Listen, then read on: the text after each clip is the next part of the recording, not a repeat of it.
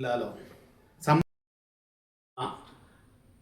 ఏదైతే రెనోవేషన్ చేసి ఆ అమ్మవారిని అద్భుతంగా మొత్తం తీర్చిద్దాలనుకుంటుంటే ఆ టెండర్ల మీద గొడవలు ఏంటి, అసలు హరీష్ రావు మాటలు వెళ్దాం.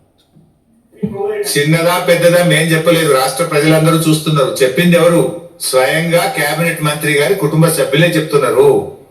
ఇప్పుడు మా వాళ్ళు ఎక్కడన్నా చిన్నగా ఒక సోషల్ మీడియాలో పోస్టింగ్ ను రీట్వీట్ చేస్తేనే రాత్రికి రాత్రి అరెస్ట్ చేస్తున్నారు కదా, రీట్వీట్ చేస్తేనే.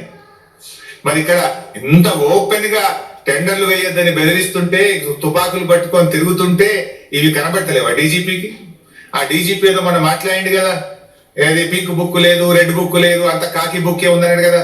మరి ఆ కాకి బుక్ లో ఇవి లేవా? ఆ కాకి బుక్ లో శివధర్ రెడ్డికి ఇవి కనబడతలేవా?